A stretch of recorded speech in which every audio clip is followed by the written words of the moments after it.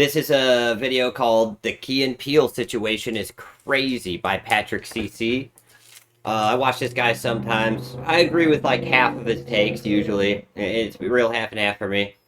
But I don't know what he's talking about at all here. I know that they haven't been making their comedy show for a while, so let's see what the Key and Peele situation is.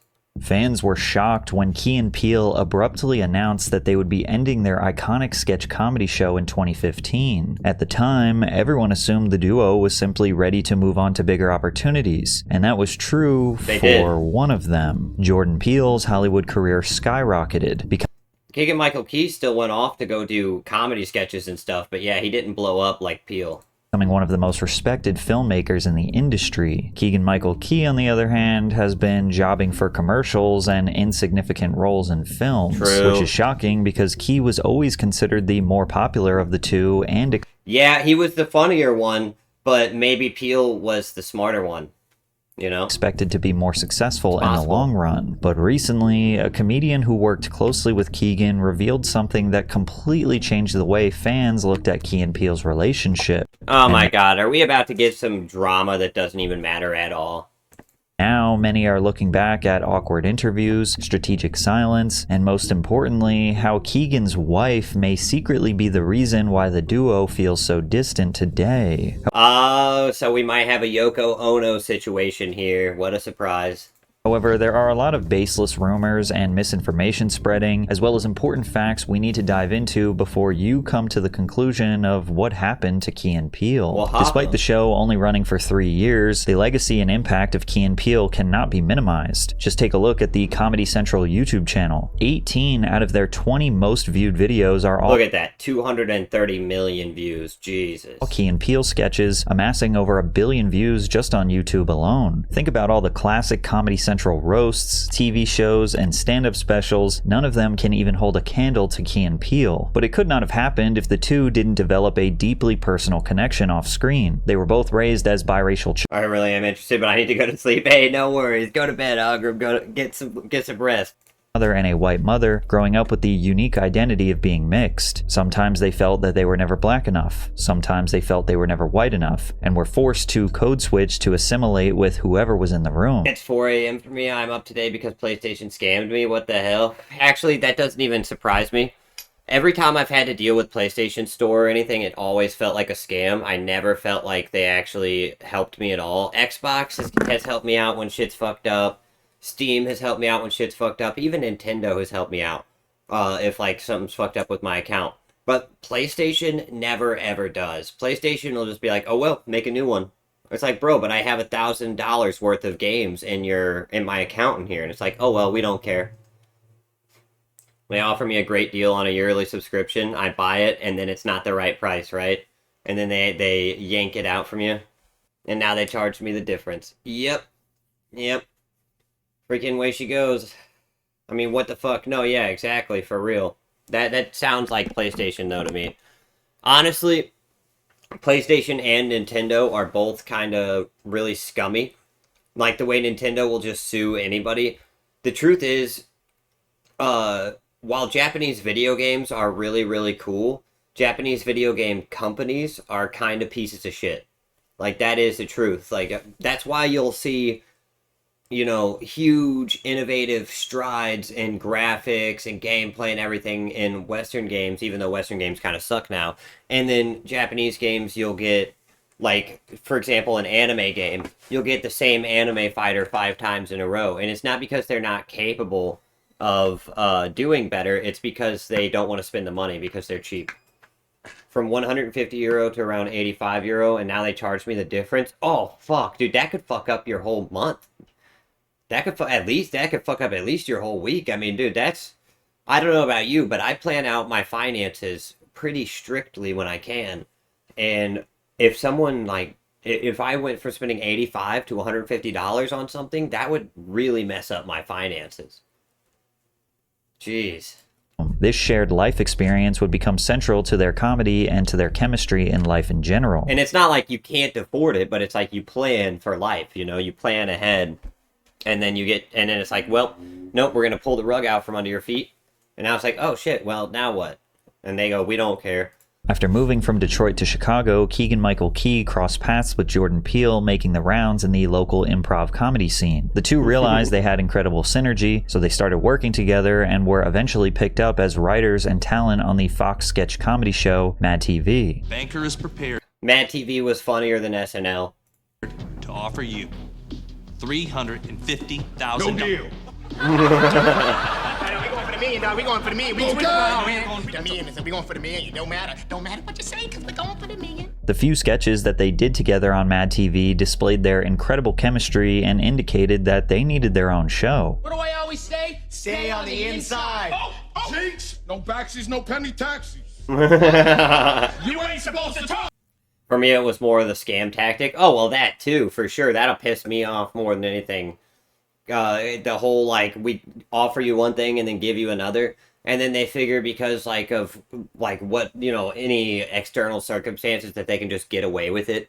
Like, I'm so sick of it. You know what? It's like if you're a poor person and you, or just a regular person, you don't have to be poor. If you're just a regular person and you steal from somebody, then you're a criminal and you go to jail. But if you're a corporation and you steal from somebody, then it's a civil matter. And that pisses me off. I hate that. Next time I block transactions from PlayStation. Yeah, for real. For real, though. Jinx! Double jinx! Triple jinx! Googleplex! Damn! Hey, guys! Interruptions! Hands up, seas! Jinx, jinx, go away! Come again another day!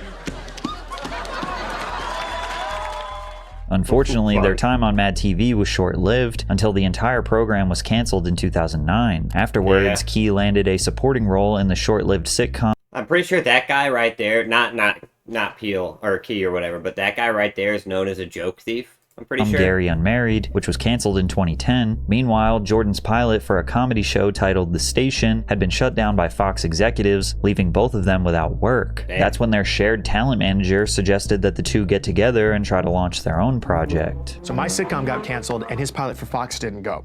And our manager said, would you guys be interested in doing something together? Because I've got a situation that I think I can leverage. The result of this was them creating their own sketch comedy show called Key and Peele, which was hilarious. Although I will say, watching Key and Peele on TV was fucking horrible, dude. It was like you'd get 5 minutes of sketches, maybe 10 minutes of sketches, and then you would get them standing on a stage just talking and bullshit for the rest of the show. Oh, it was so horrendous. That's why there aren't that many sketches, is because most of their show was just spent with them up there just like kind of being full of themselves.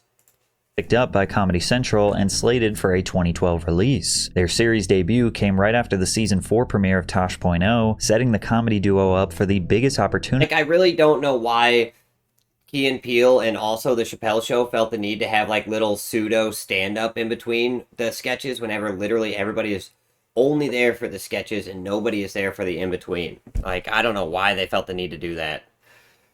I did not know they were on TV. Good for me. Oh yeah, they were on TV for a long while, Comedy Central, but I don't know, their show pissed me off. Of their really funny, but those in-between segments were just so boring.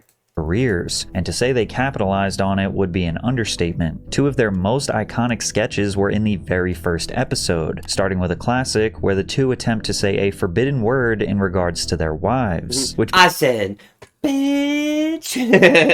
By the end of this video, you'll see how incredibly ironic it is that this was the very first Key and Peele sketch. Oh my god.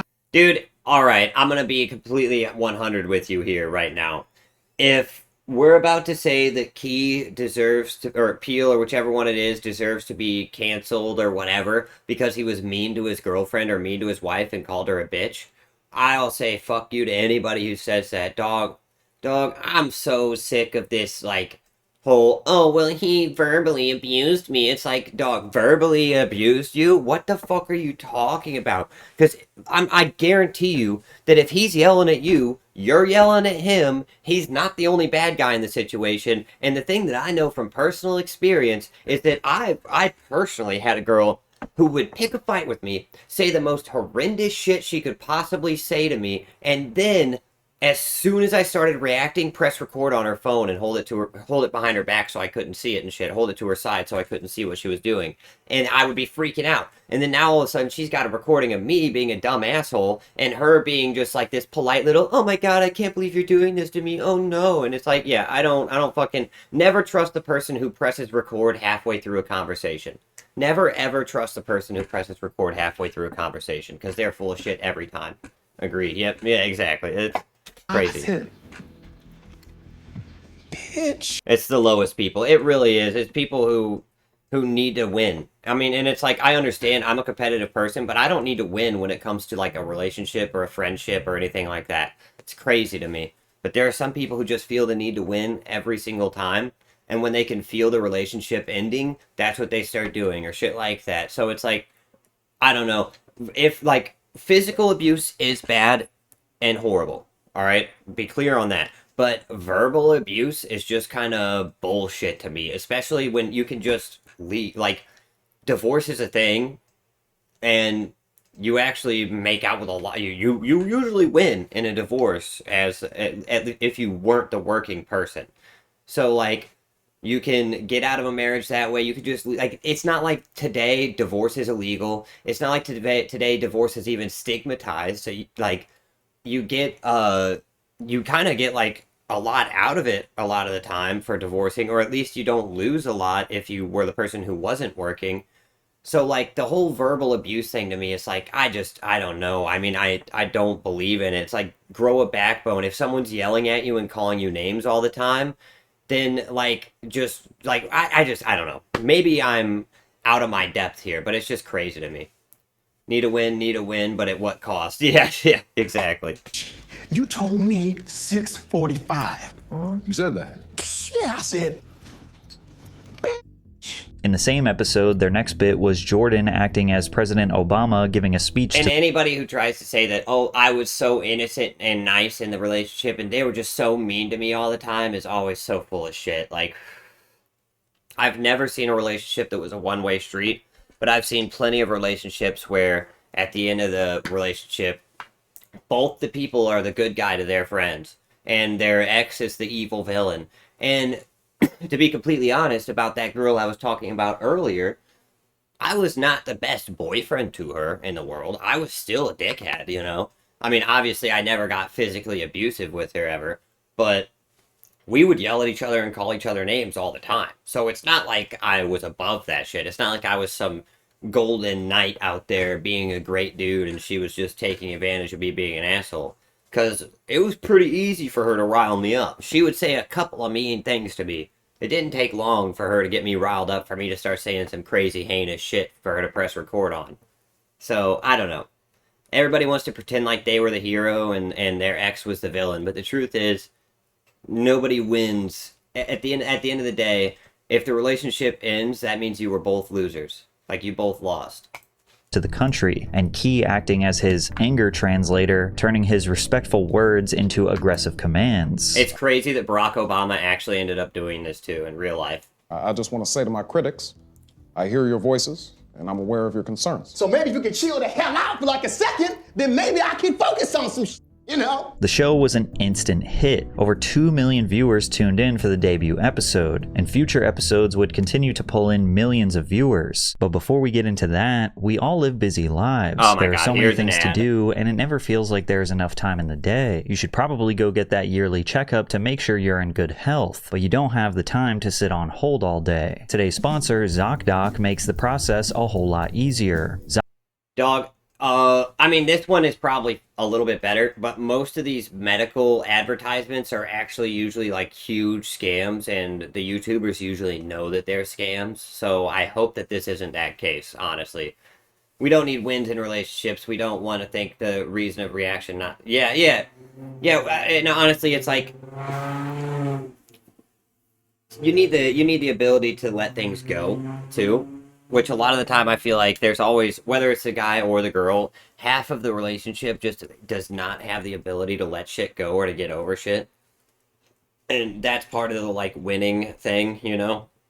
When it's a winner, we also get a loser. So yeah, and that's the truth. At the end of the day, though, I feel like if the relationship ends, then that means you both failed at picking a correct partner or failed at keeping a relationship together. So at the end of the day, you still both lose, no matter who lost less at the end of, so like I don't know. That's just it. The whole every aspect of it is weird to me. ZocDoc lets you search and compare local, in-network doctors with more than 150,000 providers and over 200 specialties across all 50 states. You can view tons of reviews from real patients and detailed doctor profiles to help you choose the right one. ZocDoc lets you see actual appointment openings and click to instant. But also, I gotta stick to this point. It's really in my head right now. The whole verbal abuse thing, like, Jesus Christ, dude, you can't call somebody a fucking name anymore. You can't call each other names anymore. Like, people need, he called me ugly because I was looking ugly one day. It's like, well, maybe you were looking ugly, or maybe he was just a dickhead. But that doesn't make him abusive just because he said a mean word to you. I don't know. It's crazy to me. It's actually crazy to me. I don't know. Book a visit. Appointments happen fast, usually within 24 to 72 hours. And I hate those people too.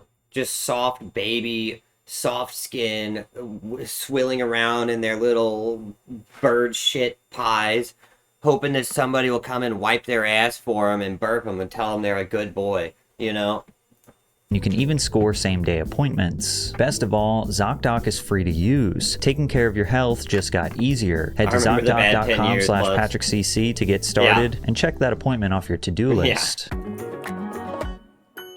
Every season, they put out a new sketch that would become a cultural staple. And a good max 2 hours. yeah, exactly.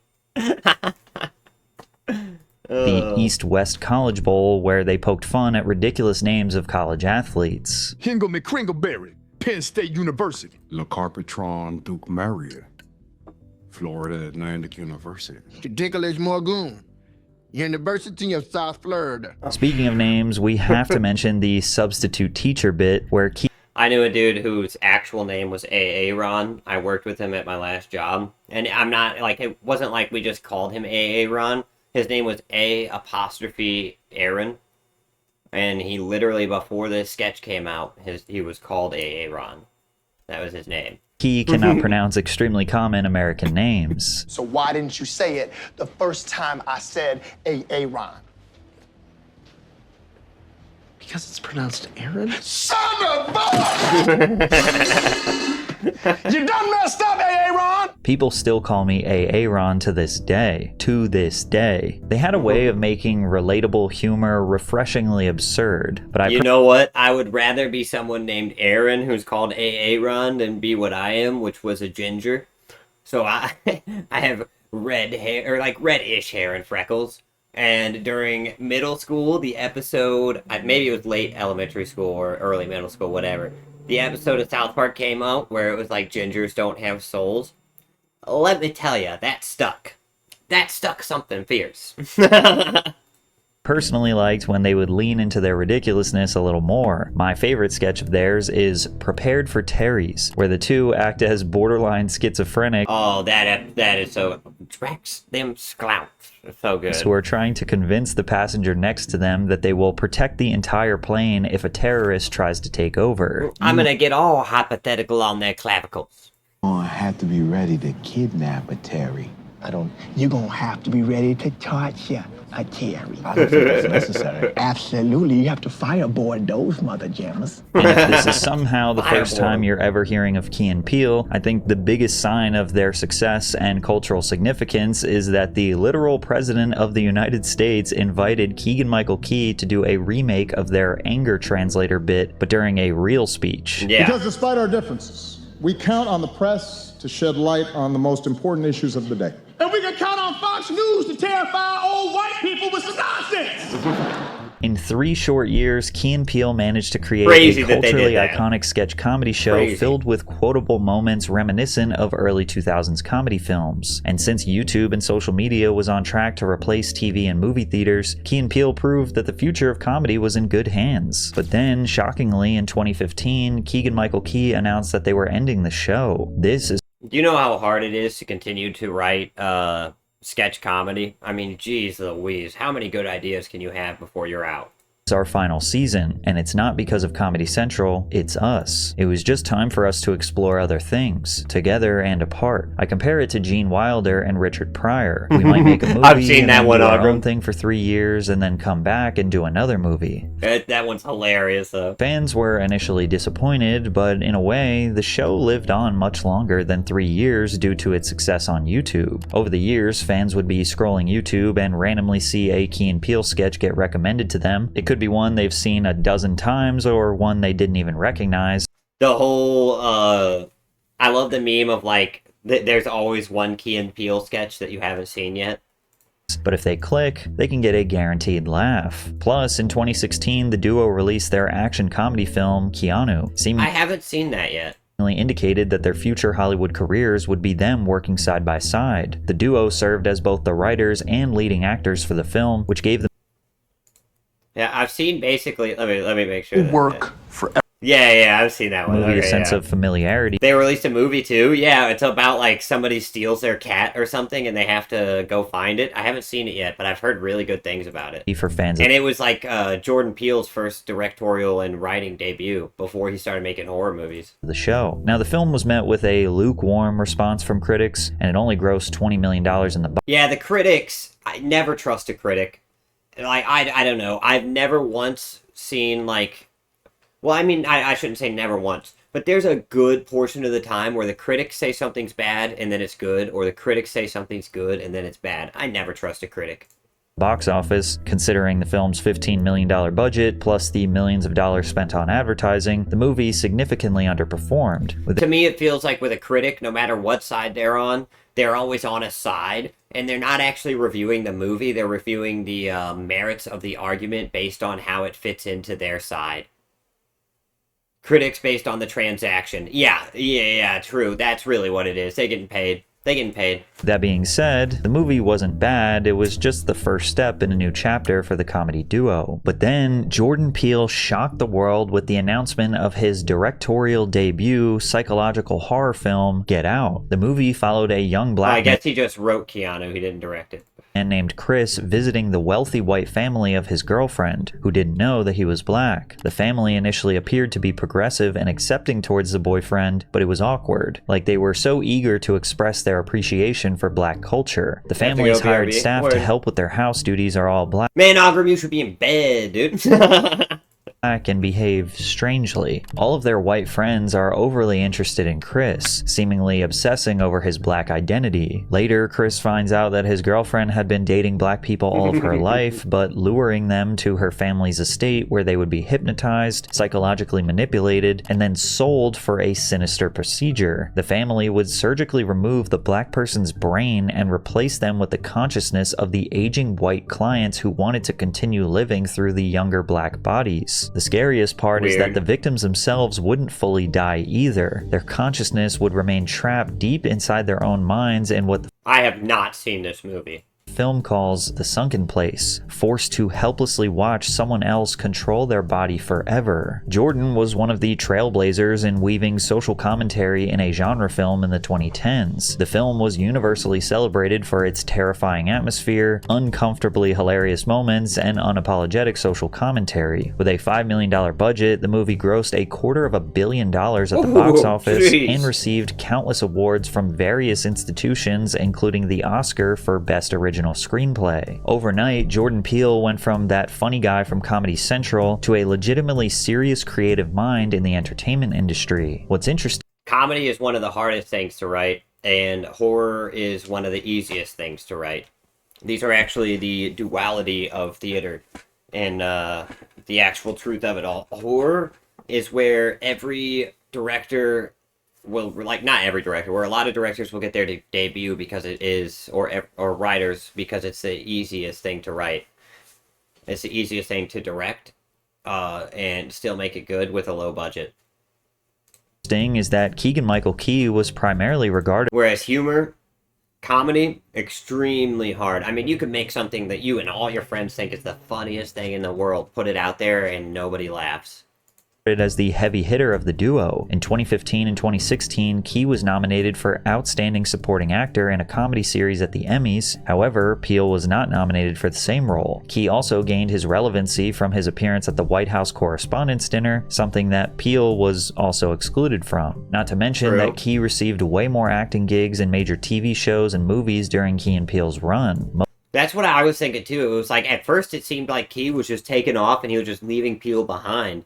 And then Peele starts taking off, and now the whole thing is like, oh, well, why is he leaving Key behind? It's like they kind of both did the same thing to each other. Most people believed Key would be the more successful of the two, and yet Jordan was now receiving worldwide praise without Key's involvement at all. Well, that's not entirely true. Keegan-Michael Key is actually a major reason why Get Out got made in the first place. Were you reading this at all as he was writing? Were you involved in it all? Yeah. He said I wasn't involved in any of the writing, but he sent me the script, and I remember at one point in time I either wrote him. No, I was in the room, and I came into the office the next day, and I put the script on his desk. I went, ooh, I said, this could be something. And then I went and talked to a good friend of mine, Sean McKittrick. I made a movie with Sean McKittrick from QC Entertainment, who made it, and I said, you guys should really read Jordan's script. And then now here we are. And like, Sean came up to me at a party, and he hugged me. And I'm like, why are you hugging me? He's like, you brought the script to me. And I was like, look, but it was amazing. It would have been. I could bring a million scripts to you, but if it wasn't that amazing, who would have made it? It's such a fresh story. And as if things couldn't get any better for Jordan, he followed up with a producer role on the 2018 film Black Klansman, which also received 6 Academy Award nominations. And in 2019, Jordan continued his reign of dominance as a director with the release of Us, a psychological horror film following a family on vacation. I do feel like he ran out of ideas literally right away. That gets terrorized by another family that looks exactly like them. Once again, critics and fans loved it. The film grossed over $250 million. At least as far as it comes as naming conventions. Worldwide against a budget of only around $20 million, proving Get Out wasn't some lucky one-time success. In just a few years, Jordan Peele had fully transcended comedy and established himself as one of the most commercially successful and critically respected directors in Hollywood. And with every massive success, the gap between him and Keegan-Michael Key only seemed to grow wider. Key stayed consistently busy between 2016 and 2020, stacking dozens of television appearances, voice acting roles, commercials, guest spots, and supporting performances across sitcoms, animated shows, and streaming series. Shows like Modern Family, The Simpsons, Archer, Friends from College, and Green Eggs and Ham. Instead of evolving into a singular creative force with a clear artistic identity, Key slowly started feeling more like a talented utility player in Hollywood. No, I mean, that's what Key is, though. Key is a good actor, a funny man, and like he's got the face, the acting talent, he's got all that. I don't think he's really like the actual writing creative type, and there's nothing wrong with that. I mean, Key is an amazing actor and an amazing comedian. You just have to put him in the right role. I don't know. I think that Key is very underutilized in the current meta. Hollywood. He was everywhere, but never the main character. And after Jordan's third directorial release, Nope, in 2022, which was yet another resounding he definitely ran out of ideas. Success, loved by fans and critics, you could argue that Jordan Peele has completely eclipsed his role in Key and Peele, with his efforts as a horror writer and director becoming the focal point of his legacy. The same cannot be said for Key, as many still remember him primarily as the guy from Key and Peele. I think it's interesting that Key is doing commercials that show up on Hulu, and Peele is one of the driving forces of cinema. I kinda hate comparing them because Key is also incredibly talented, but Peele is truly on another level. And while they may have grown apart in the public eye, very few question the legitimacy of their friendship behind the scenes. And that's because they did things like joining forces in a Netflix animated film called Wendell and Wild, where Jordan and Keegan serve as voice actors for 2 of the primary characters. Yeah, and although the animation was captivating, many fans felt disappointed in the story. The duo also teamed up in Toy Story 4 to play side characters Ducky and Bunny. People had assumed that because they did these collaborations that everything was all good between them, but Key would speak on this directly during an interview in 2024. We don't see each other that often anymore, which is, to me, a tragedy. Key went on to explain in a separate interview that them living far apart from each other played a major factor in their estrangement. That's just part of growing up and like losing, like, I have a lot of people who were really, really good friends who I worked with. Like, when I worked with them, they were my best friend. But once we stopped working together, we just drifted apart. And there's nothing wrong with that. You just don't have the opportunity to see each other anymore. And it's like, some of these people, if I saw them today, I would still hang out with them for... I would hang out with them for an entire day and have a great day. The issue is we just don't see each other. There's not time, and like everybody's busy all the time. We're adults. We got other shit going on. We spent that much time together because it was a friendship built out of convenience. But at the end of the day, when that convenience goes away, it's extremely difficult to find the time to actually have a friend. Arrangement. Whenever we have an opportunity to see each other, we do. Whenever we have an opportunity, I certainly enjoy spending time with him. So when my travels take me to Los Angeles, he's usually one of the first calls that I make. I land and I go, "Hey buddy, we're in town." And often we get to have dinner. Our relationship is like a good friend's relationship, where you pick up where you left off, or the little things that you shared in the past, you just go right back into it again. Yeah. I look forward to seeing him in 2025. What's interesting is that Jordan Peele gets interviewed way more than Keegan, because he's way more active and front-facing in Hollywood, and yet he has said literally nothing about his former comedy partner, which creates the appearance that Jordan Peele has moved on while Key continues to live in the past. Like, I don't know about that. It just kind of, for me, it just makes it feel like Peele, I don't know. In my eyes, it's kind of just a bad look for Peele. It's kind of like the Drake and Josh effect, where Drake had a lot of bad shit happen to him as a kid, and then he started doing some bad shit as an adult, but not nearly as bad as everybody assumed it was. And then, from what I understand, I could be very wrong, but anyways, and then Josh just like completely threw him away, pretending like they were never friends, like all this stuff, and has treated him like dirt since they left the show. I don't know. Like, Jordan Peele obviously isn't doing that, but it does give to a much lesser extent, the same vibe.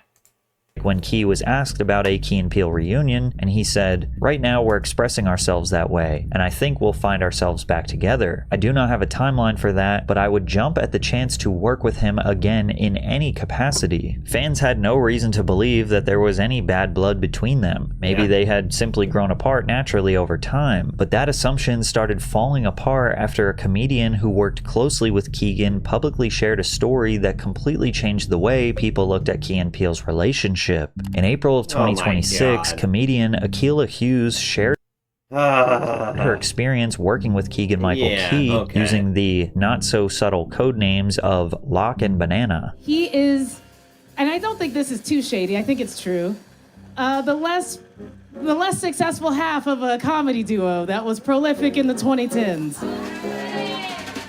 Perhaps, I think their code names could be Lock and Banana. She also tweeted, "If you ever wondered why Kay..." Why are there always some failing comedian that needs to tear down the success of an actual good comedian? And they'll never, see how there she's not actually using their real names because she knows she'd get sued for defamation. And Peele don't work together anymore, watch the next video in this thread. So there is absolutely no confusion in regards to who this story is about. Akilah got connected with Keegan-Michael Key while developing her own sketch comedy show, not necessarily for his creative input, but because she needed an established celebrity attached as an executive producer to help make the project. Wait, so you're telling me that she hung out with Key and then pretended to like him so that she could take advantage of his status and wealth? And then after it didn't work out for her, she then went on to try to go out of her way to ruin his life? Wow, what a shocker. More attractive to networks and studio executives, which is very common in the industry. But with Keegan came his wife, Elle Key, who supposedly wiggled her way to an executive producer role for the show. My agent at the time calls me, and she goes, "How is pitching going? How do people feel about Locke?" And I'm like, "Oh my God, they love him. Everybody loves Locke." And she's like, "That's great, that's great. How do they feel about his wife, who is now somehow the executive producer on my show?" And I'm like, I hadn't really thought about it. I don't think people like her very much. But the strategy was effective. Having Keegan on as a producer landed them an official offer from Disney. Then one day, Akilah was contacted by Jordan Peele's wife, Chelsea Peretti, warning her about Keegan's... I did not know he was married to Chelsea Peretti. Oh my god. Wife and her involvement. She says, I'm just calling you because I wish someone would have warned me. She does about an hour of a monologue at me about how... This to me is extremely gross. This to me is extremely gross. Just this lady just, I don't like this at all. You know, she thinks that his wife is like Phil Hartman's wife. That she wouldn't trust her to hold a baby. That she once poured alcohol on her birthday cake and this person is sober. And she says... Why are you doing all this? I don't get this. There's no accounting for how much money she's cost that black man. Despite the warning, Akilah continued working with them. After all, she had quit her job and moved to LA to chase this dream, but it proved to be a mistake. Apparently, Elle, who remember was not ever asked to be a part of this show, continued to insert her unwanted opinions in the writer's room. Her notes are... Which, to be fair, is always a mistake. It's always a mistake. That I don't understand the whole aspect that people do, where whether it's a CEO of a company, an actor, or the president, why people think that because you're fucking some person that's in charge of something means that you now get to have an input. It's crazy to me. Comedy happens in threes. The letter K is funny. And finally, give the audience some candy. Now, how do you implement these notes? None of the writers thought her ideas were good or funny, so they were ignored, to which Elle responded by threatening to sue the network. Akilah says who? This random person who failed and got kicked out of Key and Peele, seemingly, and has no success at all and obviously isn't funny. It doesn't add much context here, but she is trying to make the accusation that Elle was just trying to ruin the project since it wasn't going her way. As a result, the show was stalled and eventually was canceled altogether. And so, that is just a project that I could not talk about, that was never announced, that was supposed to be my dream. Now, first of all, there weren't many jokes in Akilah's performance. The inclusion of the live band made this some kind of exaggerated live podcast gossip storytime session, Absolutely so it couldn't exactly be brushed off as, oh, well, it's just a joke. And even though all of the details Akilah shared are incredibly vague, it's unlikely she would create a 12-minute story of completely baseless lies. That is not unlikely in the least. That's not unlikely at fucking all. Not even a little bit. 12 minutes? Only 12 minutes of baseless lies? Shit, dude, I've heard some people go on for hours. Especially considering the allegations aren't really that scathing. The allegations are just scathing enough to hurt somebody's reputation without having them go after you, while at the same time using not their real name so that you can avoid the obvious defamation suit because you have no proof of what you're saying. So, yeah, I don't know. I don't agree with him at all on this. Like the idea of established Hollywood celebrities derailing a dream project for an upcoming creator because it didn't go their way sounds like something that happens every day in Hollywood. But it was this small added detail at the very end of Akilah's performance that has completely changed people's perspective of Keegan-Michael Key. He never gets to be himself in public, and his partner has won Oscars. And everyone knows that his wife has ruined his career. It is diminishing returns. He's doing insurance commercials. After she said that, sensationalized headlines I don't like this lady at all, and I'm so glad that she's a failure. Emerged from Akilah's performance. I know that that's rude to say, and that I don't usually hope failing on most people, but what a just nasty bitch. Akilah Hughes says she knows exactly why Key and Peele don't work together anymore. Key's crazy wife destroyed Key and Peele, and while Akilah never said it directly, fans jump to conclusions that... And here's the thing about it. Whether it's true or not, whether what she's saying is 100% true or 100% false means absolutely nothing, because it's literally not her place at all to talk about this. This is her speaking on Key and Peele's relationship, their private relationship, and his own and Key's wife and his professional life, and like she's talking shit about him doing commercials. I ain't seen you on any commercials, lady. So I mean, somebody's still doing better than you. Like, this lady is just, I don't like her. Key and Peele had been driven apart by Key's annoying and power-hungry wife, and there is actually a little bit of evidence to back up those claims. That's fair, 8 but months it's not before her this place. story blew up, a blind item emerged about Key's wife. Personally, I happen to know that L. Key IRL is a massive narcissist and straight up abusive to the working people in her vicinity. She's using Keegan's talent, fame, and likability to get... And look, I don't doubt that this is happening. This happens a lot. But geez Louise, guys, using someone's wife to drag them down is just herself crazy. In the room, in front of cameras, a microphone, calls herself a producer or director, and cuts a paycheck. Obviously, she needs to use Keegan because she has no talent or skill sets of her own to stand out without him. Everyone close to him who cares about him sees the abuse and wishes he'd leave her. And while this might sound not abuse, sound like even more gossip, this allegation holds weight with a little more factual context. L. Key, whose real name... Unless the words are actual, like, physical threats, unless this person is saying, I'll kill you, or I'll kill your kids, or something like that, then it's not abuse.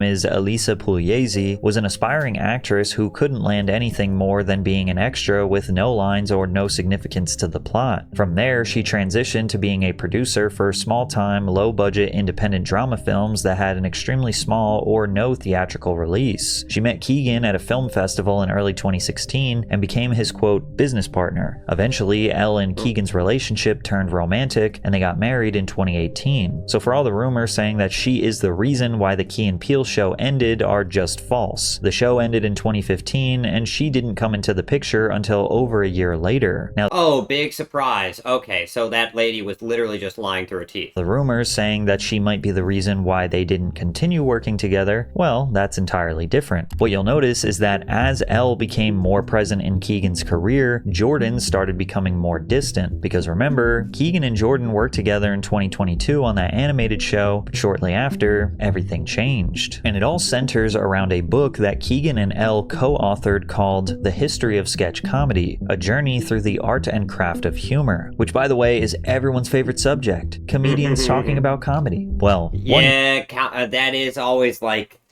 the most self-indulgent, narcissistic conversation you can ever hear. Like a Joe Rogan talking to Bert Kreischer about how noble the art of comedy is just makes me nauseous. Comedian at least. This book discusses subject matter that Keegan-Michael Key is undoubtedly an expert in, and aptly features him on the cover. They also created a podcast alongside this book. The credits describe Elle as the creator, writer, and director, whereas Key is simply just a performer and co-writer. To be clear, Elle Key has essentially no experience in... Am I taking crazy pills here? This happens literally all the time.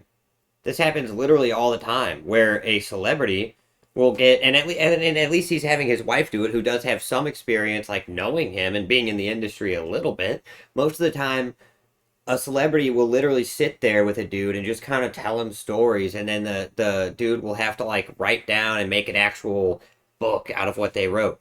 No celebrity writes their own book. What am I taking crazy pills here, or is this just like people getting angry at Key just for like dumbass reasons that don't make sense? Sketch comedy, and has literally never said anything funny in her entire life. Literally. The idea that... Literally never said anything funny in her entire life. Dog, that is a bold statement. That's a bold statement, and I doubt it's true. Like, this is crazy. This is hate. Hate. That's all this is. This is a hater. One of the greatest sketch comedy masterminds was portrayed as second fiddle to his wife in a podcast about sketch comedy was mind-boggling to say the least. But because he was written on as the performer and co-writer, even though she was probably writing the thing, because he was not involved in it because he's off doing his actual job. So she's at home writing and stuff and working on this podcast and this book for their career as well, for her career and his, because she wants to do something. She doesn't want to just sit around. I mean, she's got ambitions. And so she's working on this book while he's off doing his acting gigs, doing his commercials and all this other stuff.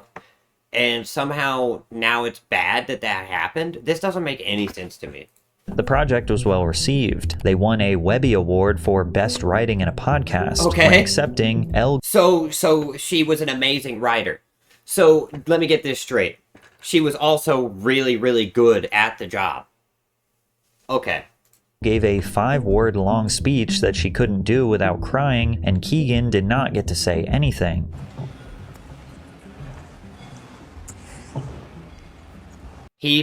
Oh my god, dude, this is so fucked up that people are doing this, dude. And why is Patrick CC talking about it like this? I don't like this at all. This is just kind of gross what he's doing here.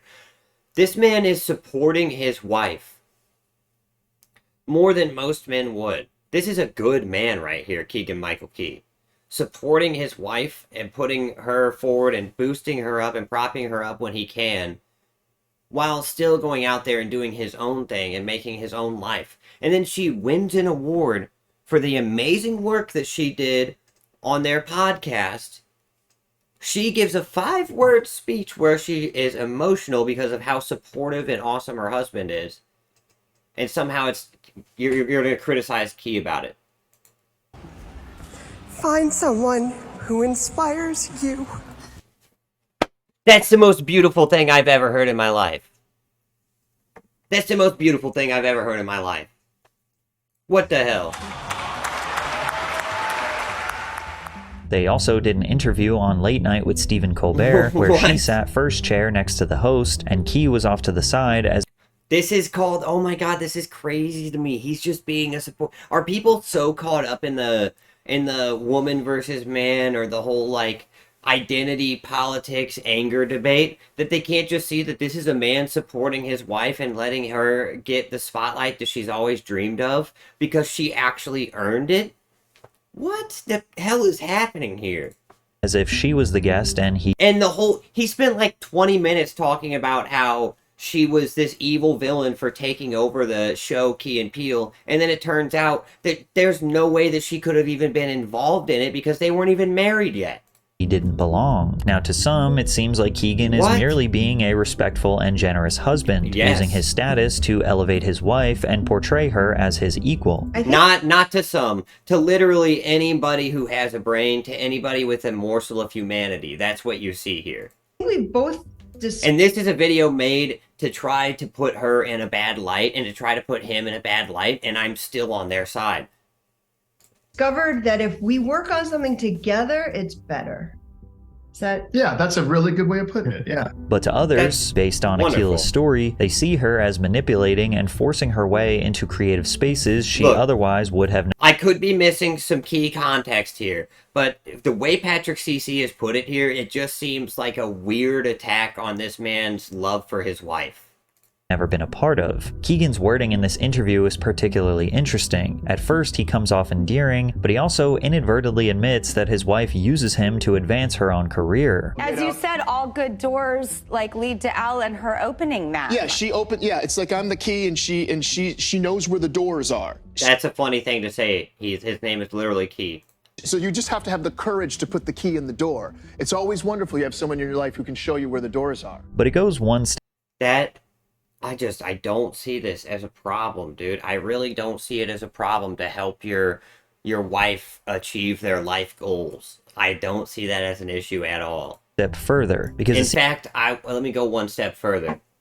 I see that as the proper thing to do. You should marry someone who props you up and you prop them up. It should never be, well, I'm the famous one. You can't be famous too. You can't do anything. I'm the famous guy. You can't even get famous anymore because I'm famous and you weren't. No, dude, I don't like this. Seems like Keegan has adopted the stereotypical wife guy personality, similar to Will Smith or... I knew he was gonna do this. It is not Will Smith at all. It's not, and it's not whatever this guy's name is either, because I know his shit's really fucked up. But, no, this isn't a Will Smith situation at all. This is a man being supportive with his wife and giving her the opportunities that she didn't have before and letting her live out her dreams because he has the opportunity to do that. I guarantee you the Key doesn't need to go out and make millions of more dollars. He probably has plenty of money at this point. And when I say plenty, I mean like plenty of money at this point. He doesn't need the money anymore. He doesn't need these acting gigs. He's probably doing these little commercials so him and his wife can go do crazy cool shit. So, I don't know. For him to now give his wife the chance that he's had, I think it's a beautiful thing. I could be missing out on some key context here, but for me, looking in at the outside, just knowing what he's told me in this video, it just looks like a good, honest man. Akash Singh, where the central focus of his identity is surrounding his less famous and less successful partner. Backstage at Stephen Colbert, they did one of those classic couples games where they see if they know each other really well, only for Key to completely second-guess himself or outright say his wife was right every time they had opposing opinions. Who said, "I love you" first? You ready? Ready. 3, 2, 1. Ha! Oh, okay. I guess it was me. To some, I mean, what's he gonna do there? Start an argument on camera? Come on. Come on. he is just being sweet. To others, he looks pathetic. Like, pathetic, dog? What are you gonna do? Start a fight with your wife on camera and get divorced 3 months later? When Keegan was asked what he was most proud of in his entire career, then changed his mind to what his wife said should be his most prideful moment. What is Keegan's proudest accomplishment? I think this is it. Ready? She's gonna be right. And and you're gonna be. If you can believe it, I'm going to be wrong. 3, 2, 1. She's right. And if that didn't convince you, there. That didn't convince me at all. He could have just been like, you know what? That is a pretty good moment too. Those were like my top 2 anyway. So, and now that I think about it, she's right. I did that. There's another moment where the 50-year-old. I could be defending him too hard. Maybe I am, but it just doesn't seem like a dude who's like what he's saying. It's not Will Smith at all. Man says his wife even picks out his clothes because he can't do it. Impeccably attired. Mm-hmm. I want to know what. By the way, I dated a girl for 10 years, and for the last 7 years of our relationship, she picked out my clothes every single day. And not because I told her to or anything like that. She liked to pick out my clothes. She wanted to make sure I was well-dressed, and I dressed like a slob. You know what I'm wearing right now? Right now I'm wearing an open American flag button-up shirt that's not buttoned up with some corduroy pants on. What percentage of this is your choice versus your wife's choice? Because I know that your wife, Elle. Look, yes, my wife, Elle, is here. She is here. She's Here she is. Yes, my wife, Elle, has impeccable taste. So I'm one of those people who likes to leave things to the experts. So everything on my body. By the way, dude, this is an actor who's been getting dressed by other people professionally for decades. Just to keep that in perspective, this man's literal job is to let other people dress him up and put makeup on his face before he goes and pretends to be somebody. Body was chosen for me today to wear by Elle. He seems to seek validation from his wife for literally everything, constantly looking at her to assure that he is saying the right thing. Sometimes it's a challenge. Sometimes I meet her with a little bit of resistance, or a lot. Why is that lady sitting so close to him? Some resistance. Why is that lady sitting so far up on him? and would that would make me uncomfortable. Is that Drew Barrymore? Why is she doing that? She always remains patient with me. What is this stance right here? Look at that. They're touching almost. I don't know. That if I'm married and I'm especially sitting right next to my wife, this whole thing would make me uncomfortable. And where can he go? He can't go anywhere. He's stuck.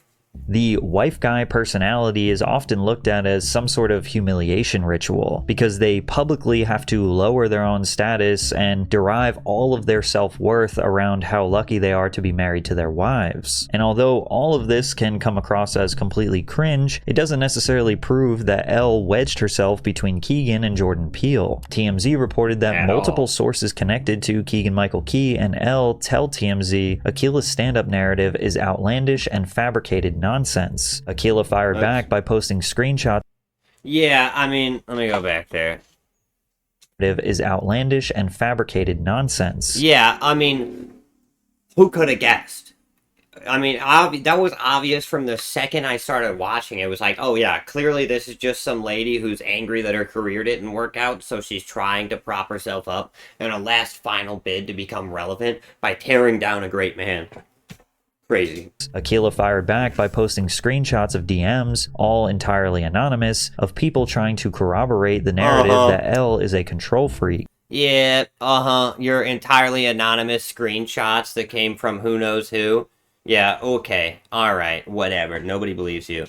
We had a whole fake script on set as a decoy to keep her busy and manipulate her while we shot the actual commercial. She kept his own mother and brother from their wedding and systematically cut everyone who was close to him out of his life. So... yeah, so you totally didn't have one of your friends text you this or just straight up fabricate this in some way. No, there's no way that happened.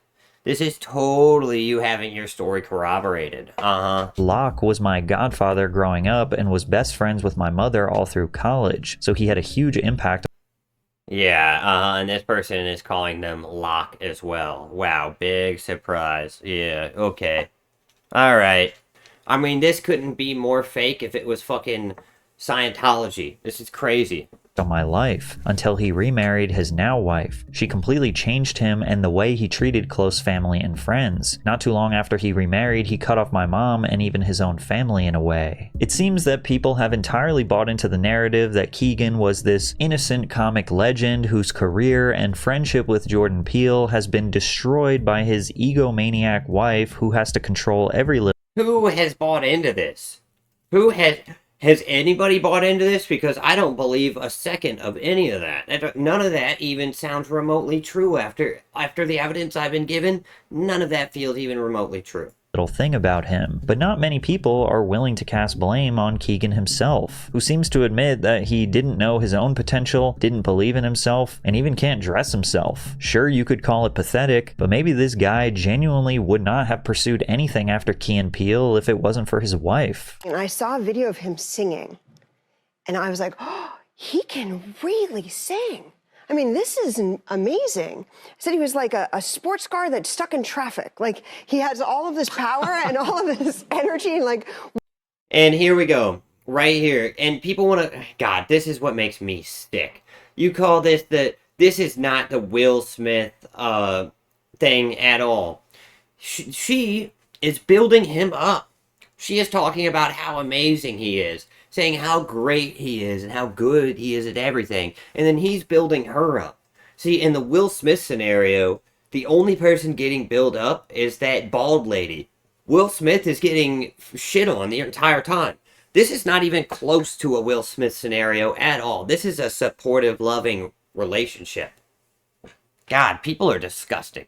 What is he doing with it? That's I was the best like, analogy. why aren't you out there going 120 miles an hour? Like, why are you stuck where you are? Since people were introduced to Keegan and Jordan as a comedic pair with incredible chemistry, it made fans assume that they were inseparable best friends off screen. So when Jordan became a successful director and Keegan didn't ascend in his career, it felt like there had to be some deeper reason, as if they weren't always just two individuals with separate career aspirations. People needed something or someone to blame to justify their career imbalances.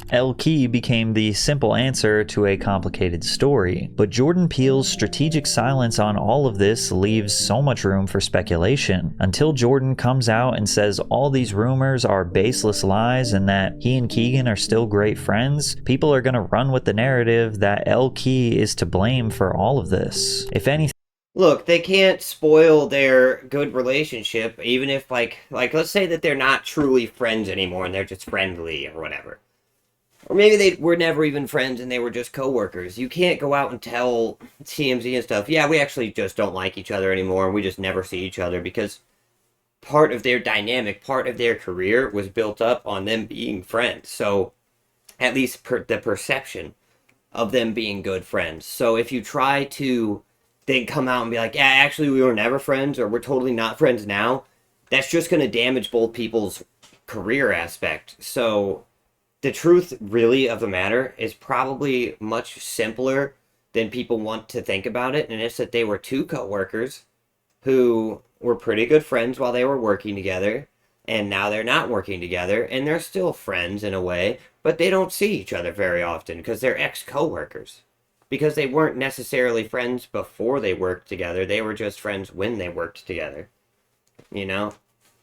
Key and Peele is a reminder that sometimes your favorite duos aren't best friends, but rather just co-workers who happen to make magic together for a brief moment in time. Yeah, it reminds me a lot of exactly. Drake and Josh, who No, Drake and Josh is a lot more fucked up because Josh is actually, like, I don't know, Drake actually thought of Josh as a real friend, and Josh treated him like an actual shithead. Like, Josh pushed him aside, fucking didn't invite him to his wedding, like, all this fuck, before anything even came out about Drake being a weirdo or whatever. Josh was an asshole to him. Appeared to be best friends on screen, but behind the scenes was an entirely different story. But check out this video to hear about that. So yeah, I didn't really agree with anything that he said there. I thought that it was all just kind of, until the very end, I guess, but it felt like a whole 30 minutes of this guy just slandering Keegan-Michael Key and his wife before coming out at the very end and being like, yeah, but it's actually not true.